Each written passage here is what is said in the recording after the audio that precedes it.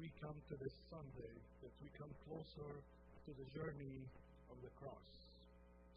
Today we're going to quote, as we heard the text from the Gospel of John.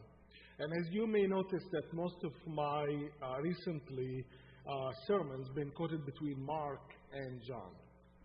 And very interesting that I picked the two, like the one, the youngest and the oldest. So Mark is known by being the shortest, by the oldest. And I keep repeating that so we can somehow get it stuck in our memory. John is really, he is the one that lived longer, but his record is far from Christ's life. So we're talking about maybe John wrote his gospel around 90 AD. So we're talking about a long time. And we say that's the blessing, and maybe sometimes people will say the curse.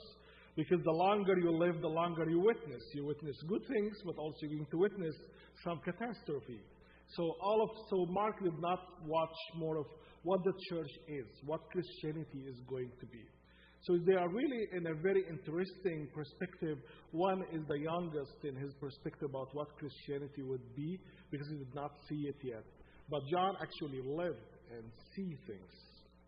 So why do I try to say that to you? So you can understand that before you understand the text itself, you need to go farther to understand who's the writer, where he's coming from.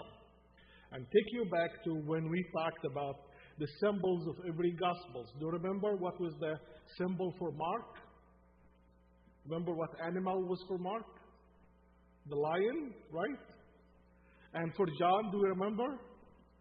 He's not an animal. He's the bird. He's the eagle. So all the symbols of the other Gospels, and we call the Gospels the Synoptics, Matthew, Mark, Luke, because they really have a lot of things in common. Why do we put John alone? So John he has his own perspective. The rest of them are either in the name of the humans or animals. All of them are on earth. John is the one that's coming from a perspective that's higher and deeper. John is the one that say, if you understand me from the first reading, then you do not know who I am.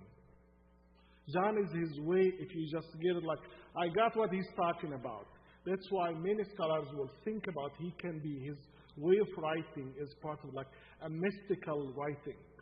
What do we mean by that? We mean there is always layers behind what he's saying. When he talks to the metaphors is very deep there. The image and everything has a meaning and many meanings. So it's like how many writers we know that for many reasons that they write a story that average people get it, But those who understand history behind it and religious, they understand these writers are saying more than what the first reading can tell you. And we know that people do that. In my own context, as I grow up in Egypt, a lot of very famous, smart writers will do that for not to be killed because they want some kind of religious freedom and it's not there, So they will write a story in a fashion literature style. That's it. From the first reading, when they took them to the court, there is nothing wrong with that when you read it. But there is like a code behind it. Those who understand it, he wants to touch on the politics, on the religion, and these old taboos that you cannot touch. So we know this way has been for a long time. And this is the way we can understand the book of Revelation too. If we took it literally, we go into a lot of troubles with understanding it. But if we take it as somebody speaking in a coding languages, like I say something, people hear it as a normal, but those who knows what's behind it, they understand what nobody else can understand. So this way of communication will help you to understand that John is very complicated and very deep.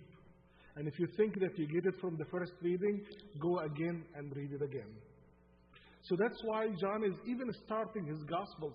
There is no genealogy. He does not talk about the birth of Christ. He just jumps about the Logos. The Word was there. God was existed. From the beginning, He's there. He's trying to defend the idea that Christ is not another God that's less than God the Father. He is equal in everything. So John is very obsessed with the idea, trying to prove that God, Christ, is equal to God the Father and to the Holy Spirit. So he started his gospel with talking about John the Baptist and the baptism. That's the way he started his gospel, which is some similarity with Mark. And then he jumped into this song in this chapter 2, and he started about the wedding of Cana. And the famous one, everybody who likes liquors, they love this story to say like Christ turned the water into wine, you know. What more approval of like, well, we should do it more, you know. But really the story is the writer of this gospel is trying to tell us that God has power over the time. Those who knows how to do homemade wine, and it still exists until today in the Middle East. They do it for religious, the Catholic, the old churches, the Jewish in the Middle East still practice that as that's part of to give that to the church to do that. They know one very important thing, that's the fermentation. They know the links. You can delay anything with creating a wine, but you cannot skip the time to ferment things. And things gets more quality and higher as the longer it stays. So really we go a lot in deeper about what happened between Christ and his mother, why he did that, and we go into a lot of details. But really John is talking about God is the one who's above the history. He's saying that none of you who knows how to make wine, that you can put as much sugar as you want, you put much yeast as you want, do whatever ingredients you want, but you cannot skip timing. There is a timing for all these components to come together to ferment, and the earlier you do it, it's not going to be a good product. So God's saying, I put the time, but I am above the time. So, and then the point is trying to say, the disciples actually start to believe in Christ more. Interesting. We're talking here about disciples did not get who Christ is 100%. They are on the road to understand this guy. They're figuring out him gradually. So when he mentioned the story, the writer of this gospel tried to tell us that Christ is above the time. Christ is eternal. Christ can put the rule, and he can break the rules. He can put the system, and he can make system out of chaos and chaos out of system. He is the guy that has the power as God. So he's trying all of that to prove to this. He's not kind of like this human that is good and closer to God. He is God in the human shape. This is his big fight. Because it was a big heresy, and for a long time, that Christ was so good, and people loved that. But to the point where he elevated to the divine, and not he's coming from heaven with the divine. So that was a big thing that was famous in the time of Jesus and after the time of Jesus Christ, that people will accept Christ's identity as he was so good as human, to the point where God took him even higher than Elijah and Moses, but still under the human elevated to the divine, not the divine coming down to be one of us. As we see that, he's telling us that this is the background. The disciples give Christ some credit. We think that you are good. We think that you have some divine in you. You scored like 5 points out of 10, but they are not there yet. So then we go and he takes us into a story that's really very interesting. It does not appear in the other Gospels until the end. When you see the story in the other synoptic Gospels, it's toward almost the end of their Gospels. In this Gospel, you are reading that. Remember, it's chapter 2. We are in the beginning of his book. He's jumping directly from all of that to show that Christ's identity as God, and he's pulling any events. He does not care about the chronology, about the sequence, the consequence of the events. He's just showing us that Christ is God, equal with no less power. So he moved from the wedding in Cana after that into the story of coming to the temple. And he knows the meaning of the temple for Jews. So as we see that, and the writer is very smart as he knows that he's talking to non-Jewish people. He's saying the Passover that's celebrated by Jews. That's like somebody's telling me in the church that, Easter is the day for Christians, I'll think that's insulting for me as a Christian. I know what Easter is. But really, he's very smart. He knows he's talking to people who do not know much about Judaism. So he's telling them about what Passover is. So he's talking to the Gentiles. He's trying to educate them and tell them what happens when people get ready for the Passover. This is a season of pilgrimage. This is a season of very crowded city. This is a season where people come. Think of today, I don't know how much if you think of when you say Mecca for the Muslim sites, how people, if you see it on TV or on YouTube, Think of that maybe on a smaller scale at this time, 2,000 years. It's a crowded city. Everybody coming from a different place. Jews, Gentiles. The Jews in diaspora coming from all over.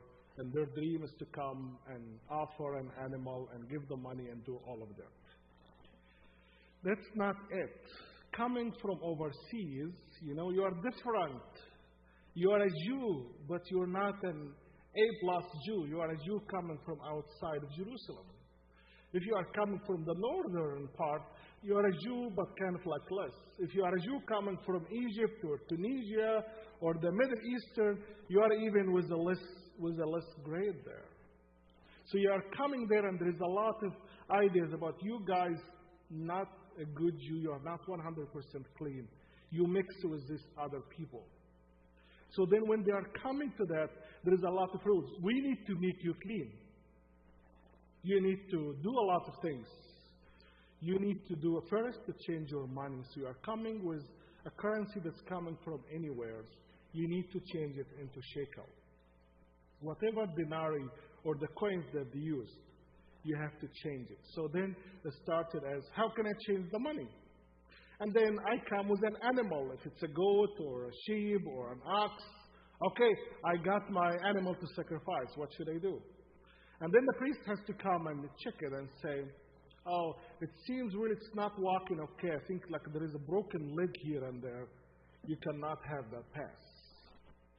So just understand how the idea was supposed to be a system there to help these Jews coming from overseas to make their pilgrimage trip easy. That's how the story started. Was try to say, instead of buying something from outside, we'll help you to get some from the mall, the temple mall, let's call it this way.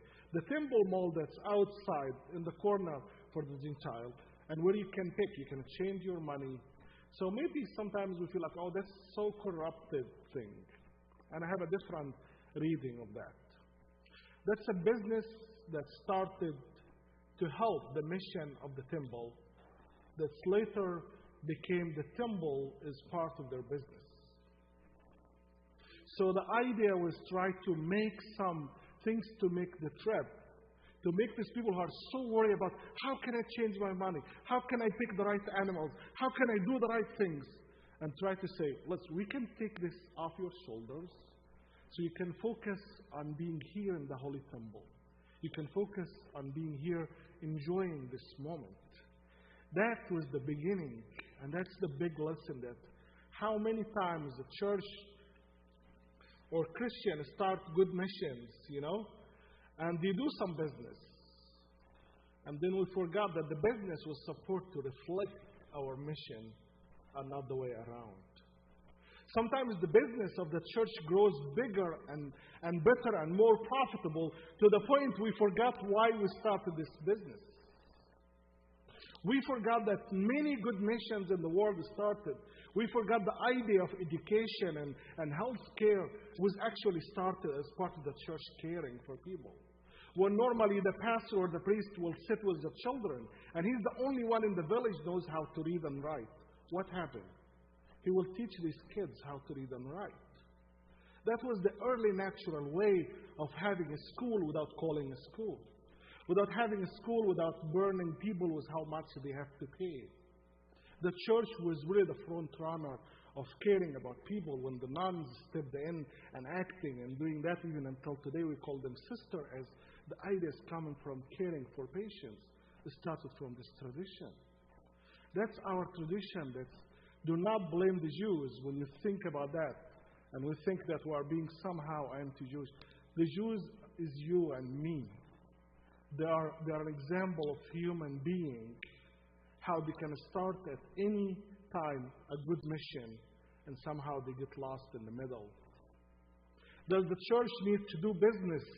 Does the church need to do things to make people's life easier and better? Yes. But here is the temptation. With days, the church closed and the school started to become bigger. Many of the famous Ivy League institutions in America, I'm not going to say all of them, but most of them, they are started as church mission. Many of the big hospitals that they even changed their names from being Catholic or Presbyterian or anything, they used to be part of that's how the church started. The church, unfortunately, somehow we don't know where it went. And the business became the dragon that swallowed the church. The business that was supposed to be our right and left hand to say, we do business, but we do it different. When the church do something, we do it, but do not forget, we do it for what? And this is the message for us today, that when we do whatever we do, we should do it differently. And when we start something, remember, if you fail, do not worry. God will help you to find something. I am worried about if you succeed. When you succeed, when things get flourishing, when the money gets just coming from all over and you start to worry about the money and you forgot about, why did we start this from the beginning? Why did we even open this project? Why did we even care about these people? And the church is invited. We are not so different. The Jews did it and the church did it. When the church was so powerless, the pastors or the priests were there to teach people and to share their knowledge. But then the pastors and the priests became so powerful to control people's minds and to tell them what to do and not to do. So it is a temptation that all of us live, regardless if you are a Jew, if you are a Catholic, Protestant, you live 2,000 years or you live today, you live in America, or you live in the Middle East. It's a human temptation. When things goes wrong, God will help you to find a way. But the biggest temptation, when things go well, when things goes profitable, when things gets really just like gives you authority and power, and you want to enjoy it. So this is an example. There are many ways you can touch on this text. It's a very, very rich text. But really this is like I was wondering all about, does the church even need to be involved in business? Does the church need even to have projects and things like schools, hospitals, daycare, whatever, you name it? Yep. But the problem is that the church stay honest to the values. That the church will pick on to make less money, but to keep their values up? Or do we pick the money? Who cares about the values? Keep the values aside. Let the values be asleep. This is really the temptation. And that's what makes us true Christians. How we can do things, even when we do business, even when we think about others, even when we can stand in the face of temptation. Money is power. Money is authority. Money gives you voice. Money gives you space. And when you get all of that, what God can do, you are so powerful. You are so strong on your own. You will not see God's hands in your life. So the greatest thing is to do any business as we do at the church, to go back to why are we doing that and to whom. This is a very rich text. You can talk about, there's hundreds of things about Christ being violent and how we can try to lay this down, how Christ can be violent. And this, I'm good with all of that. But today, really, I'm just amazed by how this was supposed to start as a business to help people. That turned after 2,000 years, that the business make people life miserable. And people out of money and power cannot buy and do anything except through this part, the mall for the temple, as they called it. And today, we are tempted as a church to remember that we are invited to take care of the community. It's not to look good. It's not about way to make us look nice and the TV comes and talk about the church that cares for the Shakopee community. It's supposed to be in our DNA as Christians that we should look around and use our resources in a thoughtful, in a way to say, we do business, we care, but we do it differently. And people are smart to pick on that. On those who will use the Christian slogan to actually make people a slave. On those who will use the Christian slogan as a pastor or minister to collect more money than anybody else and they do not care about anybody else. People are so smart to know about who's fake and who is really true. Who's really trying to put their words next to their monies and those who will just sell anything for a penny. This is really the temptation that all people of God will face, regardless of your race, your background, your context, and what do you do with that. This is the invitation for us to grow. When God makes you grow as a person, as a community, God is saying, do you get what I want from you? These disciples did not get a lot of things. They were gradually trying to understand Christ day by day. And they have no idea. When Christ said, destroy this temple and I will rebuild it again. They have no idea. You really understand that later, after the temple was destroyed 70 AD. But they go back, now we get it. Now we understand what he was talking about. The nonsense that he was talking about now makes sense. When we thought about like he was out of his mind, we found out he was talking about something that we could not understand in a moment. And God sees that in you and me. And do not scream at us. We say, I respect all the levels that you go through. We are invited to grow in our faith gradually and to understand that what I cannot understand today, by faith, I know that God will help me to understand and see deeply tomorrow. Amen.